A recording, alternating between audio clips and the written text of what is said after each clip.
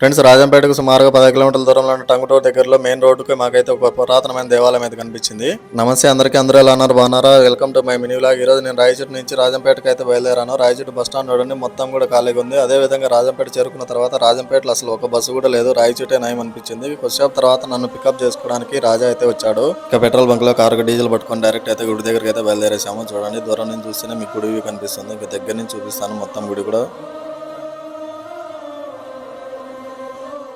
నేను, వెంకీ బ్రో, గంగరాజు, రాజా, రవితేజ మొత్తం పంచమూర్తులు. ఇక్కడ రైట్ సైడ్ ఆంజనేయ స్వామి విగ్రహం ఉంది. ఇంక ఎండలో కాలు కాలిపోతున్నా, అసలు నడచాలంటేనే భలే ఘోరంగా ఉంది. ఇక్కడ చూసినట్టయితే రవితేజ చూడండి చింకలాగా అయితే పరిగెత్తాడు.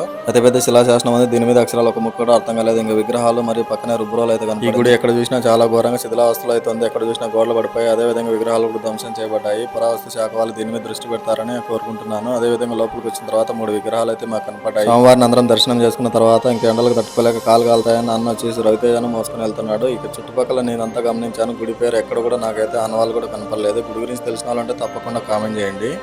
సో ఫైనల్గా వచ్చేసి మనకి ఇక్కడ ఈ గుడి ఏదని అడిగితే అక్క వాళ్ళు పద్మనాభ స్వామి గుడి అని చెప్పారు.